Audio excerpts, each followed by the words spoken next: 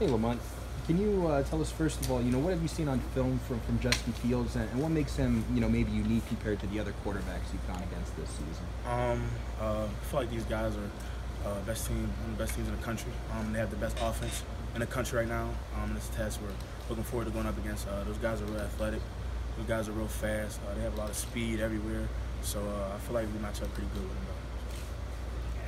As a secondary, when something doesn't go right on the field, what is your guys' process for kind of getting back on the same page on the sideline? Kind of take me through that. How does that look? Well, if something doesn't go wrong on the field, that's the whole defense. It's not just a secondary. Like if the D line mess up, it's not just the D line because it takes all 11. And the secondary is kind of harder because if one guy mess up in the secondary, there's nobody behind him to save him. So because of that, we just know what we want to do. We come together and we don't really get flustered. We don't really get frustrated about nothing. We talk about everything and work everything out. So. James was talking yesterday, Coach Frank was talking yesterday about how it's going to be a heavyweight fight, and they're probably going to get some big plays at some point throughout the game. How do you, as a defender, balance knowing that while not wanting them to get big plays, I guess, if that makes sense? I mean that's what you sign up for whenever you come to a place like this. Where week in, week out, we're playing good teams, quality teams that got guys just like us, and playing in this league, guys are going to make plays, like he said, but we're going to make plays too.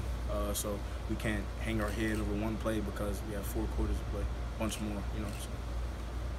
Antonio said this morning that Justin Fields reminds him a little bit of 2 guys you played earlier this year, Shea Patterson and Kenny Pickett. Do you see those similarities, and how beneficial are those games in getting ready for another mobile quarterback? Yeah, I guess you could say the same thing as Peyton Ramsey. He's a real mobile guy. He's in the pocket. He'll drop back to throw. He'll drop back to run. You never really know. So I feel like it's a good task going up against a quarterback like that.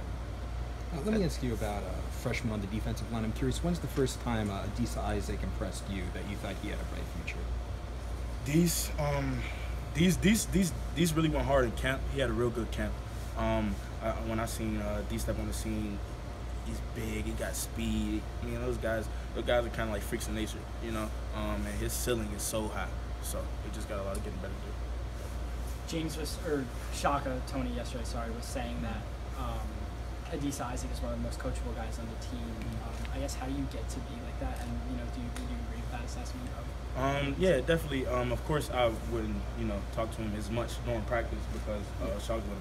But just being coachable, that comes with having tough skin. Not really hanging your head like we just said on plays or anything like that, and being able to own up to your mistakes and wanting to correct them. I think the biggest thing with that is wanting to correct those mistakes, and that's where being coachable comes into play. How much do you like blitzing? That's an easy question. Yeah, I love blitzing. I feel like it's one of my strongest abilities, like when it's at the right time and everything. But yeah. I guess from the safety position, that's like a whole other animal versus blitzing from a linebacker spot. What makes a good safety blitz? Like, what is the perfect safety blitz in your eyes? You could go back to one of the greats, Troy Polamalu. Growing up, watching the Steelers play all the time, I just seen how good he timed his cadence up, and that comes with film study, and that comes with just being a smart player. You know what I'm saying? So. Lamont, you started out at one position, you landed another. Now you're in kind of a slot hybrid sort of role. How does it feel to find yourself in that position, given where you started, and how do you feel about that? It feels good. Realistically, I feel like I could play 7 positions of defense, from either corner position, either safety position, and then whenever we go dollar, the money linebacker, and the star as well. So I just feel like versatility, being able to play those things, I feel like it just helps me out a lot. It helps the team out a lot too as well. Do you like being able to do all those things too? I mean, from blitzing all the way to covering the slot, covering the deep. It just shows when guys are able to do multiple things. Able to play in the box, able to play deep, able to cover different type of things like that. So I feel like it really helps out a lot. What do you enjoy? After the Idaho game, that it was the most fun you've ever had playing football. Has that sustained for you over the course of the season? Do you still kind of feel that every time you get in that starting lineup? Every single time I run out of the tunnel, whether we're home or away, every time I touch the field, it feels so refreshing to know I'm like finally here, and I take that passion with me every single game.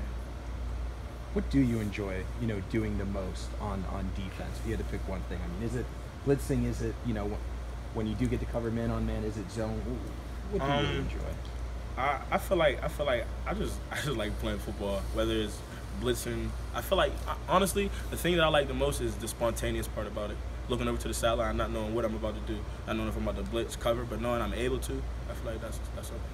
Kind of being reactive. Exactly. Yeah. Do you feel like you would have been able to do all that a year ago, like that comfort level? Yeah. I feel like because whenever I came in here, spring ball my freshman year, they threw me in at the slot real early. I think that camp, that's when John Reed got hurt, and when Grant Haley, Christian Campbell, all those guys in there. So I got a lot of work at that star, and I just kept improving on it, kept working on it. How do you guys view that position? Because is that a thing that you're tasked with that's a responsibility, or is that one of those things where everyone wants to be at the boundary corner? How do you guys view that as that position? I feel like it's no different than a regular position. Yeah.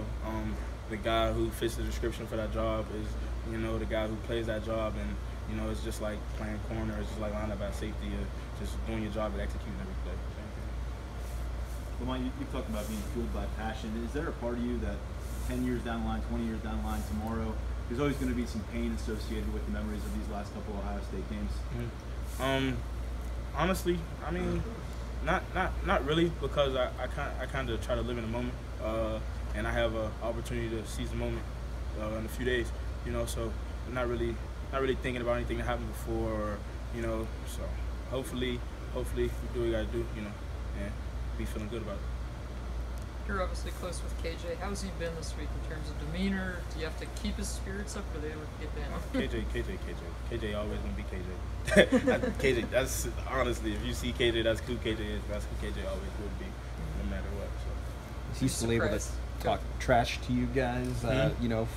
Is he still able to talk trash to you guys this week? Or you get a reprieve from that now? I wake up and hear trash talk from KJ.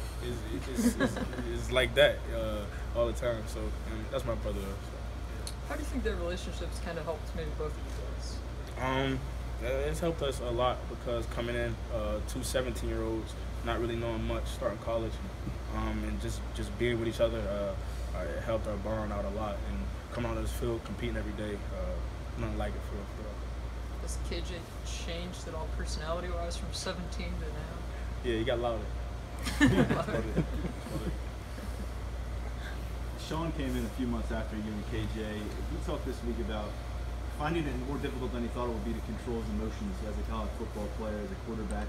Is that something you can identify with, and is that something that's kind of natural to Sean from what you've known about him? I feel like that's completely true, honestly. I feel like that's true for a bunch of guys that come in here. Guys come in here and realize that they have emotions that they didn't even know they had in high school because they haven't went through certain adversity, they haven't seen certain looks or anything like that. So I feel like that's something that Division I players deal with a lot coming in.